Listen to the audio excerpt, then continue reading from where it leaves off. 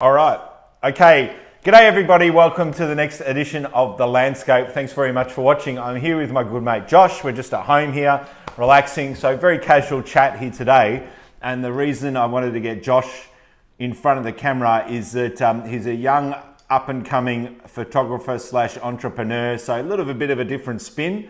Probably not sort of or we haven't pigeonholed you into the landscape field just yet, but hopefully you'll seeing a lot more of Josh in the future. I'm sure you will. Josh will tell you a little bit about his story. It's quite fascinating, and I'm hoping this is really going to resonate with the younger audience out there. So Josh, just give us a little bit of background about yourself, for example. Yeah, most definitely. Well, I'm originally from South Africa, and at the age of probably 7 or 8, moved to Australia with my family. Yep. And I mean, I remember like how I started photography and how I started in business is that at the age of probably like 12 or something, I wouldn't call it a midlife crisis because I'm still too young. Yeah, a little bit young for that. Yeah. But it was sort of this thing that I went through, that I questioned sort of myself and my purpose and everything. He's dropped a ring, everybody. He's dropped a ring. We've got all this jewelry on and everything. God, We're competing against each other for that. Started off sort of at the age of 12, questioning myself and everything about what I wanted to do, because I think I was in this place of being really purposeless and just not knowing where I wanted to take my life and everything like that. That's a pretty big question to ask yourself at age. It is, because you 12 or something. Yeah, you've probably experienced life either. No. So I mean, like, what do you have to sort of? That's usually, tell as you yourself? said, happens, at my age, in 40 something, as opposed to 12. But go on. Yeah, that's true. And so I questioned that, and I mean, I think out of that, I decided something like my purpose would be to be able to resource other ventures, communities, projects, and people that will in effect positively impact the lives of other people. Right. So I didn't know how practically that would look like, but I think at the time that was a purpose for me that I really wanted to continue on, and I didn't know how that would look like.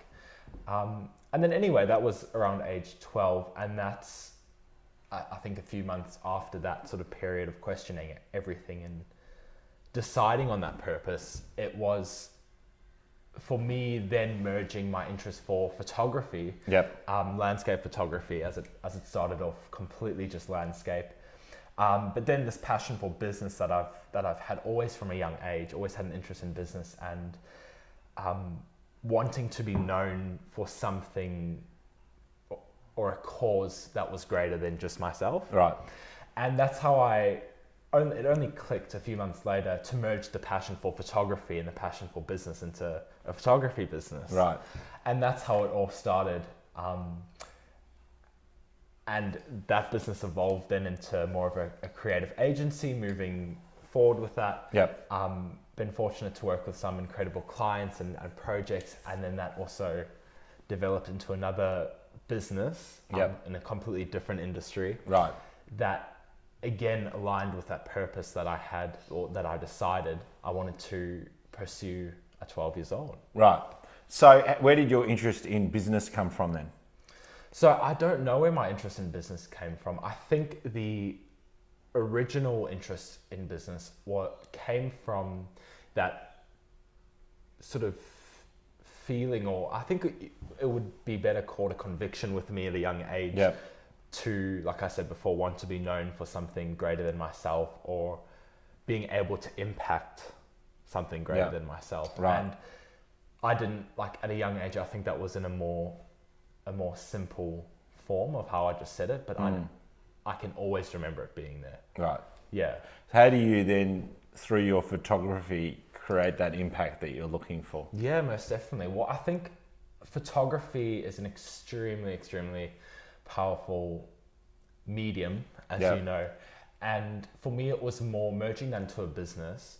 And at the time, I saw it aligned again with the purpose in the smallest way possible. But the more and more I did it, I sort of used it to align even more and more with that purpose. And I think the way it does that, photography does that, is because you can, in the form of landscape photography, so starting off with landscape photography, is one image can convey so much, but as well as that, you can also,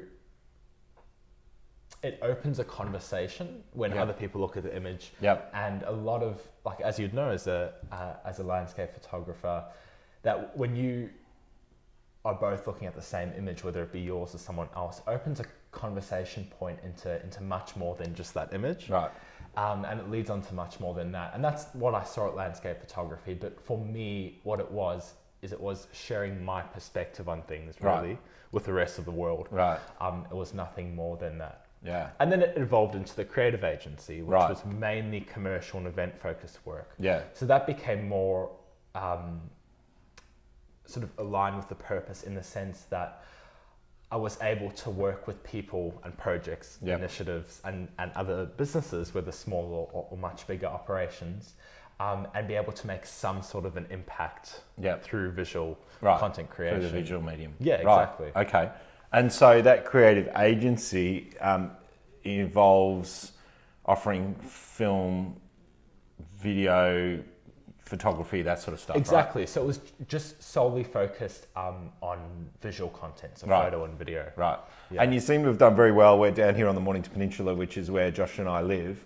You seem to have done very well with tapping into that community in order to be able to offer those services. Yeah, and I think the way, because I mean, when I started that, it was obviously started off as very small, but for me, the growth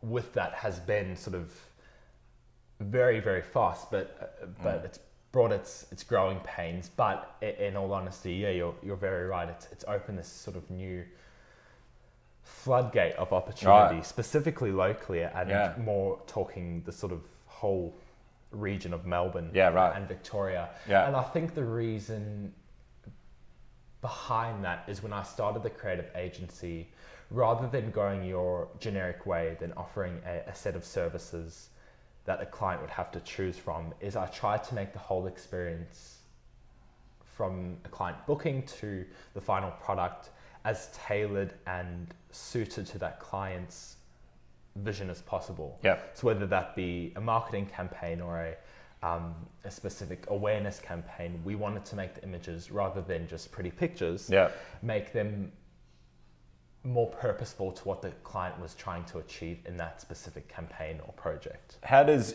somebody at your age understand those concepts? You know, we're talking about campaigns and initiatives and all that sort of stuff. How does somebody at your age understand, firstly, and then, have the maturity to tap into that? Yeah. Where does that come from? I have no idea. Right. No, it's the same thing. A natural thing? I don't think it's a natural thing. I think it's definitely been developed and definitely come from a lot of mistakes. It's definitely been a trial and error. Right. Because process, you're just going back a step, is it influenced by your parents by any chance? Well, not at all really. So to give a bit of background. Let's go there. My whole sort of, you look back in my family line, is I have virtually no entrepreneurship or business background. Right. So it's come out of nothing. My mum's a school teacher and my dad works at a school as well. Right. So maybe a bit of the creative side from my mum and the sort of pragmatic, practical side from my dad sort of merged into maybe being able to pick up on it quicker. Yeah. But nothing in the sense of entrepreneurship. Do you have siblings? Yeah, so one sister. A sister? Yes. Is she entrepreneurial like you? No, so completely I'm trying to follow the line, the linkage here. But she is creative, so there's something in that creativity. Right, okay. I think the biggest driving force with photography, and the reason why I moved so quickly from landscape photography to a much broader... photography. Well, not a broader, but like a more focused agency is because creativity in itself can't achieve anything if you don't drive it. Right. So many people are creative or can be creative. Yes. But if you don't drive it, I'm fascinated with that comment because you're talking about the energy that you put into it. Yeah. Right. Yeah, I think it's talking about, because there's so many what do you call it, artists that are trying to make a living out of Yes. their work. Like you've experienced Yes. as well, and the work that you've actually had to put in to make that a full-time thing for Yes. you. But it was more seeing, there's so many creative people, but it's more, the importance should be obviously developing a skill, but putting a purpose to that skill. Yep. And then working as hard as you can toward a definite end goal. Right. If that makes sense. And you seem like you're quite altruistic in a sense that you're not doing it necessarily for you, you're doing it for other people. So Yeah. you're saying, hold on, I've got this skill both as an entrepreneur, business skills, marketing skills, analytical skills, all that sort of thing. I'm also a creative, which is a rare mix. But then you're saying, I'm going to use that in order to help other people achieve their goals within their business. Is that right?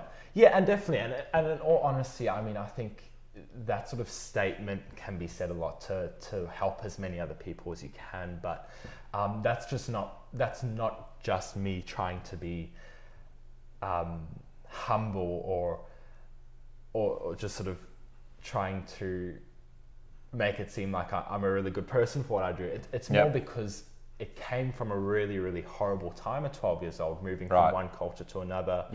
And the financial, mental and emotional stress that's put on the family as a whole, especially at that time. But more for me, moving from one country to another, and the friendship groups and the social aspect. It was, what is my purpose and what am I actually going to do? And so it sounds like there was a bit of a traumatic time at that stage. Tell us more about that. I mean, it was traumatic in the sense of it was so purposeless that you question, and I mean, like you said, it's such a big question to ask yourself at 12 years old, and it's probably not the best things to be asking yourself at 12 What was so purposeless? Your life back in South Africa, or the whole, you didn't see the reason for the move? What was it about? I think, in a sense, not seeing the reason for the move, because it's such a culture shock. They're two completely different cultures, but it's being stuck in your own head. So it was very, at a time, it was contemplating things like suicide, but in order to avoid that avenue, which is the worst case scenario, what am I going to do to justify my living at the moment that will impact other people? So when I say it's not coming from a place of me just trying to be humble, it's actually coming from a place I was between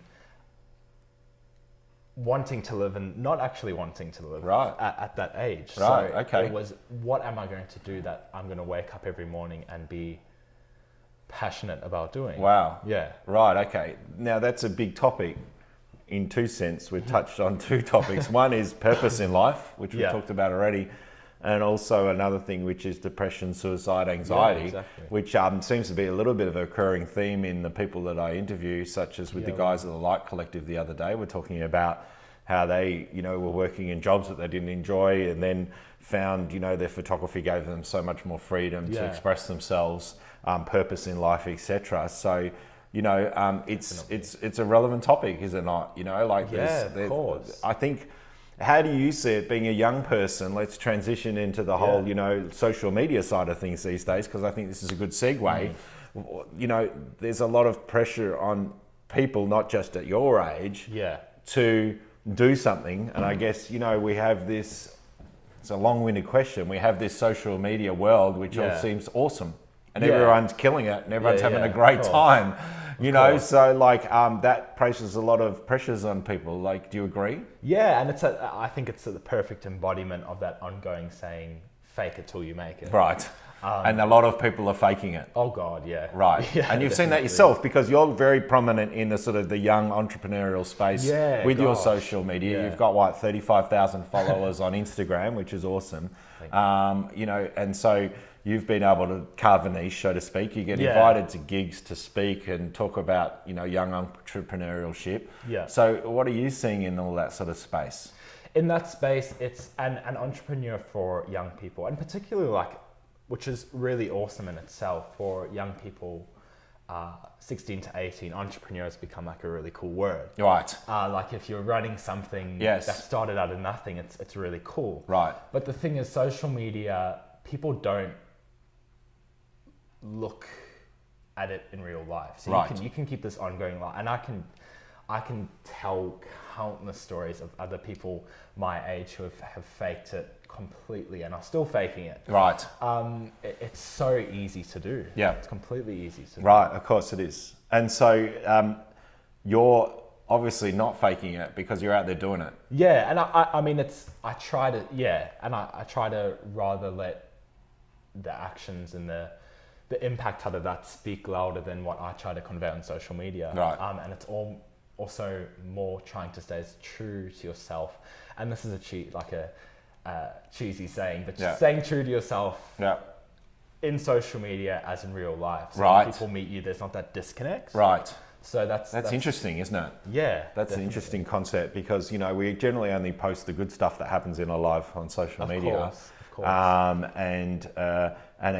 And yet, you know, we all have trials and tribulations through life in terms of paying bills and rent and all the other stuff that you don't see outside of, you know, having a fun time and taking lots of photographs and traveling around and all the rest of it. And I don't think it's a bad thing in itself. I think a lot of times it's unintentional about posting on social media about only your highlights, because I don't think we're just a sort of narcissistic, ego-centered society. Right. I think sometimes but I think it's just we're sort of trying to share our lives with the world. Yes, and of course. I think in that we're finding our identity, especially for younger people, Yeah. in that.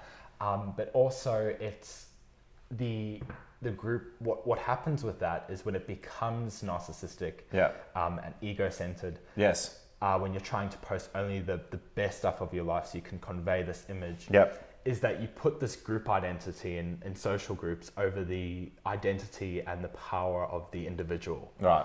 So rather than developing yourself as a person, you find that identity in the social context as a group rather than in yourself. Right. Which is very dangerous. Right. Okay. Tell me, it's interesting you mentioned all about, you know, just showing off the good bits, because we're going to be hopefully working together in order to show the other side of what I do. Yeah. And sort of portray a little bit more behind the scenes of what I get up to. Yeah, definitely. Because it's only natural that you only want to show off the good stuff that happens in your life, isn't it? Really, rather than the stuff that doesn't go so well. Also, that's so true. And sometimes, like you see it when you're with someone talking about one of your images that's hanging on a wall. The behind the scenes and the story behind that image, a lot of the times, sells the image more than the actual photo itself. Yeah, exactly. correct. Yeah, absolutely. And I think that's where us as artists can add real value into the person who's perhaps purchasing that artwork or anything else that you're purchasing. At the end of the day, there is a story to be told, and often it doesn't get told because of whatever reason. You know, the artist isn't willing to share it, or they're you know, they don't have the funds or whatever to share that story through a visual means like video. Yes. But I think, you know, you touched on a point. I often see that, you know, you walk into an artist's gallery, particularly photographers, where there is no story to the photograph. They're hoping the image sells itself. Pretty picture by itself. Yeah, which, you know, it does in some respects. But I think if, you know, the classic example is not this photo here, because this isn't mine and you can't really see it, but the one over here, out of frame, which is the shot of the snow gum that I took a few years ago up at Mount Hotham. I mean, there's a pretty good story behind that, and people fall in love with the image in the first place. But then when you tell the story, this is where I would have loved you to have been there, because I put up with, you know, snow going in my ear and, you know, freezing cold and hands almost falling off, that sort of stuff. And then I think people have a deeper appreciation for that art once they hear that story. Exactly, yeah. And you don't see it. You see this I'll show the image in the video. You see this tranquility. We'll put that over the top. Exactly, we'll put it over the top. Right. This tranquility, but like you see the actual story behind it, and it was everything but tranquil for you. Correct. How do you fit this all in with school? So I don't at the moment. So you don't fit it in? I'm not. I know the answer. I'm just teasing this out for everybody who doesn't know. At the moment, I'm a full-time dropout, but I was running my business full-time for 2 years while being in school.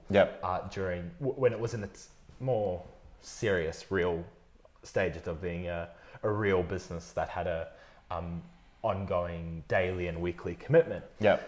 Which started from around start of year 8. And then mid-year 8, around mid-year, I was spending every waking and no word of a lie, almost every sleeping hour Right. working on the business because I saw where I wanted to take it. Right. And I tried to drive it as much as I could. Yep. And that sort of caused the tipping point to drop out of school, but remembering that both my mum and dad work in education, Which is ironic because Yeah. I've met both your parents. They're absolutely lovely. Yeah. Your mum is a very passionate school teacher.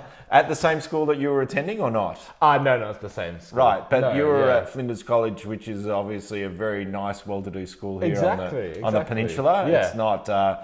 It's not any sort of school. It's not something you want to escape from, exactly. Yeah. Right, and Yeah. so how did your parents? How did it all come about?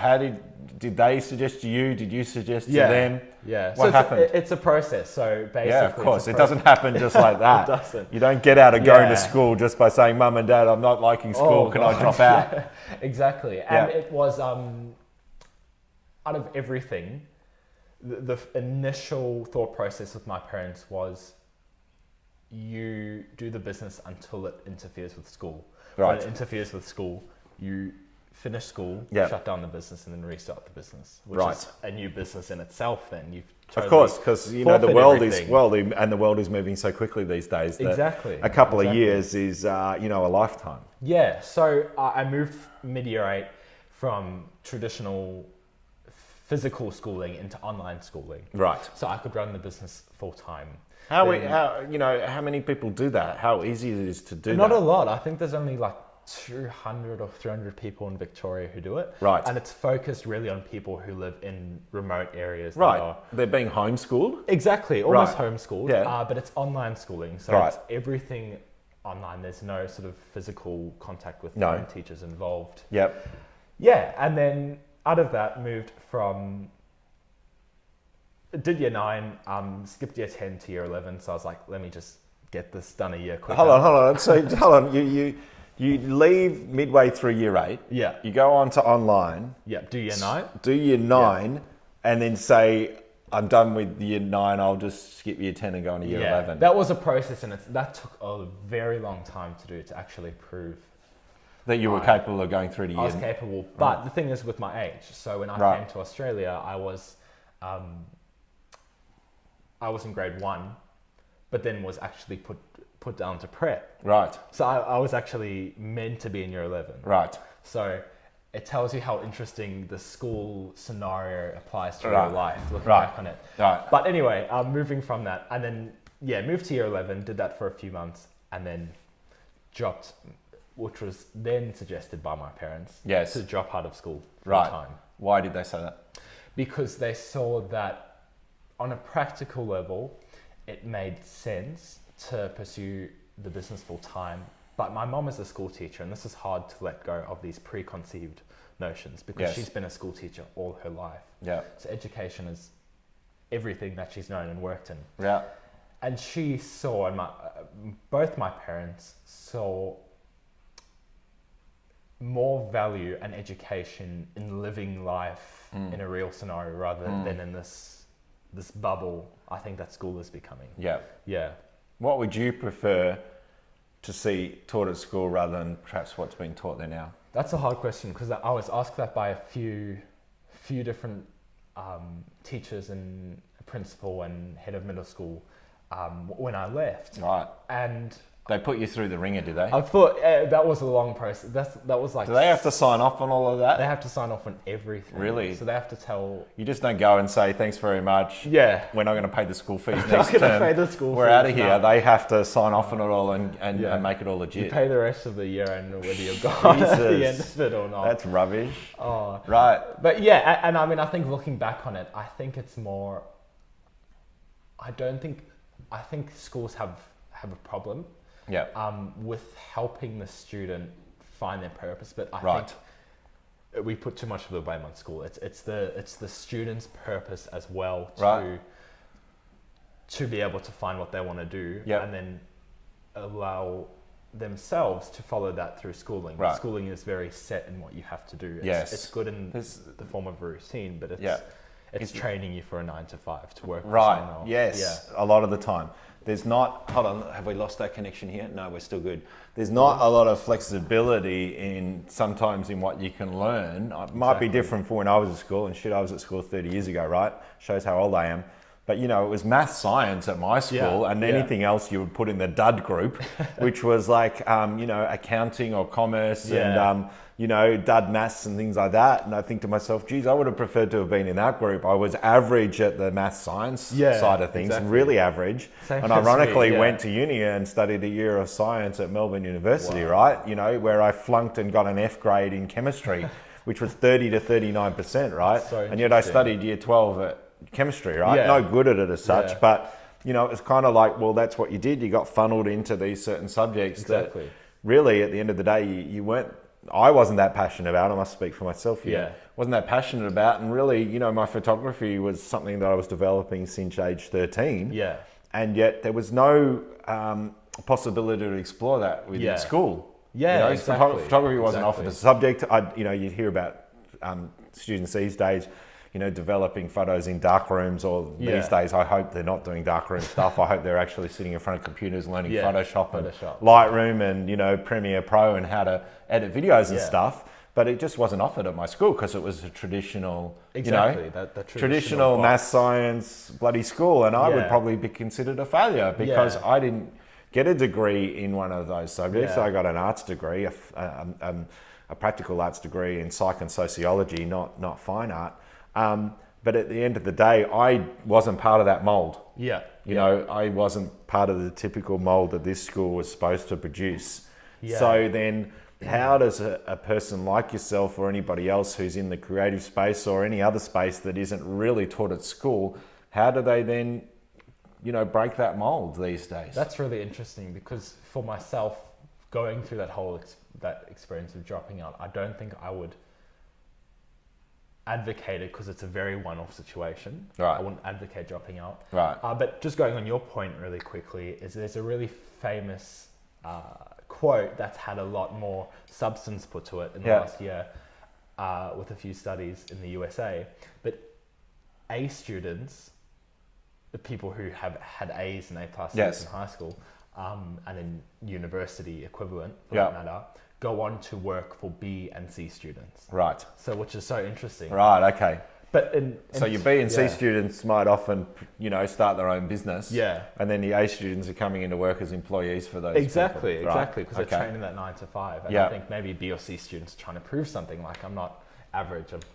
There's something I can do. But in that, like, going off that quote, I think that's a good segue into the purpose and what you passionately love, as well as what you passionately hate, like injustice and poverty, defines what you want to do. So you can really have this key sense of purpose, which then creates this conviction within you, because you know what you want to do, what you don't want to do. And then you can fit your schooling, and you can, to a certain extent today, I really believe you can mold your schooling and your education and most of the hours that you have outside of school to fit that. And even if it's a really basic form of purpose. What about those who don't know what their purpose is in life? Even at 16, 17, 18, when they're finishing school, they've studied, they've liked some subjects, they've hated the others. And then all of a sudden they're being spat out into the real world and being told to go to uni or do some sort of tertiary education, and they don't even know what they want to do. Well, I think that goes back to just a bit before, and it reminds me of what I was chatting about with someone the other day, is that find out what you passionately love and what you love to do. So everyone has something in life, regardless of their age, say teenagehood, where they are passionate about something. For me, it wasn't. So it was that passionately love, but I would place a higher priority on what do you passionately hate. And hate is a strong word. Very strong word. But hate against injustice and passionately hating something that's wrong with our world, or something that can be changed, creates change. You look at a Martin Luther King, for example, or Nelson Mandela. They passionately hated the injustice and the inequality between two races, and they did something about it. But I think it came much more out of a passionate hate for that injustice rather than loving world peace. But then are that many people passionately hating something that they do want to make a difference? You know, not everyone's going to be a Martin Luther King or a... That's true. That's really true. You know, anybody else revolutionary like that. You Yeah. know, they're one in a generation. That's really true. And I think... Oops. Sorry. Yeah, you're good. And I think that is first focusing on yourself as an individual to find out, because you're like, well, not many people hate... or know what they passionately hate, like you just said. But I think it's first focusing, if you don't know, it's a key sign that you have to focus on who you are as an individual. Right. So you develop this moral standing for yourself, that you know what's right and you know what's wrong. Right. When you know what's wrong, you know what you passionately hate. Right. If you don't know, because it's scary to not know what you passionately hate. Right. Because then well, what's right and what's wrong? Yes. So I know we're taught this basic sense of morality from young ages, right? In many different forms. But when you take yourself out of the crowd and that social environment, and you focus on yourself as much as you can as an individual, which involves not isolation, but taking yourself intentionally in balance outside of that crowd and focusing on who you are and where you want to go. Yep. And I think that's not necessarily deciding exactly what I want to do. Like you said, going out of uni, going out of school, there's this pressure to go straight into a uni course or take a gap year and you'll find out exactly what you want to do. Yep. But I think there should be a higher priority on finding out who you are as an individual, because school is taught who you are in the context of a group. You're either an A student or a B student. Right, and you're ranked accordingly. Exactly. Yeah. Yeah. Based on a certain set criteria, which isn't necessarily everybody's That's so true. Yeah. criteria that they should be ranked towards. Yeah, if you're strongly academic and you love the math sciences or anything else that's taught at school, that makes sense. Yeah. But then for everybody else where perhaps those criteria don't suit, they're being ranked unfairly. That's true, because you're either good at maths and bad at English, or you're a straight A student or failing in every class. You're ranked within that. So what would you like to see taught at school then, other than, something, what are the generic subjects that should be taught at school that would benefit perhaps everybody? That's really interesting. I think because I have an answer to this as well, but I want to know what your answer is first. I think promoting I think what Flinders did well was, at the time I was starting on that, is focused on, I think it was called individual learning or independent learning. Right. And it's still doing it within a normal school schedule, but you're finding out what you really want to learn. Yep.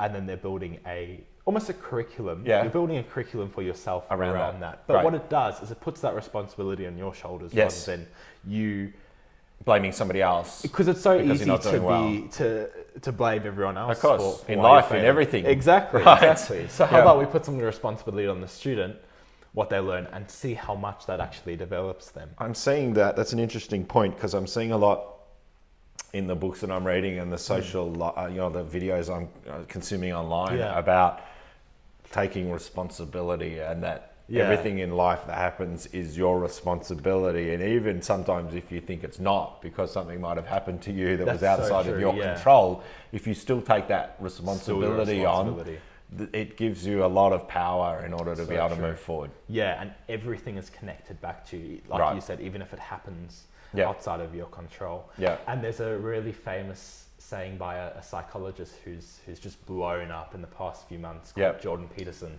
Right. Which goes something along the lines of clean your bedroom before you go out and change the world. So sort out your own house before you go out and tell me how to sort out mine. Yep. And the rest of the world's how to sort out kind of like practice what you preach, right? Practice what you preach, but also organizing the chaos that's in your head into some sort of order. Right. And then allowing that to go out into the world with that sense of order. Right. Okay. Tell me, it's a good segue to who inspires you, both the perhaps books that you read. I mean, do you read a lot of books? Yeah. Right. Yeah. So what sort of stuff do you read? So in the past few months, I mean, I'm just going on what I just said. And why it has resonated with me so much is Jordan Peterson, because he's taken, specifically for his main demographic at the moment is which is tells something a lot, is guys who are in university. So that exact age range is his biggest audience. And it talks about the topic of responsibility and taking on the burden of life, because life at one point or another is going to be suffering for you. There's always going to be something that's wrong in your life or someone else's or family members. This is interesting because again, I think that projection out to the world at the moment is the fact that we should all be happy. Yeah. We should all love the jobs that we do. We should all get paid very well or as much as we want for that. Yeah. And that it's all the bed of roses and it's all going to be fantastic and we're going to live happily ever after. Of course. And I think what he does is he takes that and through his writing, which is such an experience in this recent book that I've read, you're immersed in this. And I've never been immersed in a piece of writing as much as I've been immersed in this book. But it's smacking you in the face that life is suffering. If you're not suffering now, you're going to suffer tomorrow or next month. Something's going to happen. Right. It's taking on that burden of life and responsibility and carrying that and saying, when I die, I want at least something small to be better in this world. Right. And imagine if the whole world had that mentality to be able to just do something a tiny bit better. Right. So we're all giving back in some way, shape, or form. Exactly. And that then you focus on the power of the individual, but then that translated into a group creates a massive change. Right. Is there anyone in particular that you follow online that you'd put out there? Online? Yeah.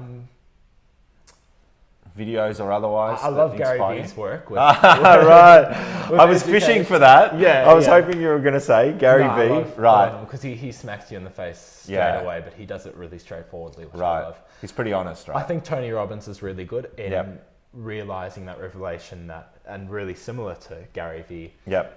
In that happiness is a state rather than this pinnacle point that you'll one day reach in life. It's it's not something you should be chasing that will eventually happen to you. And like you said, a good job, good pay, having that security in life.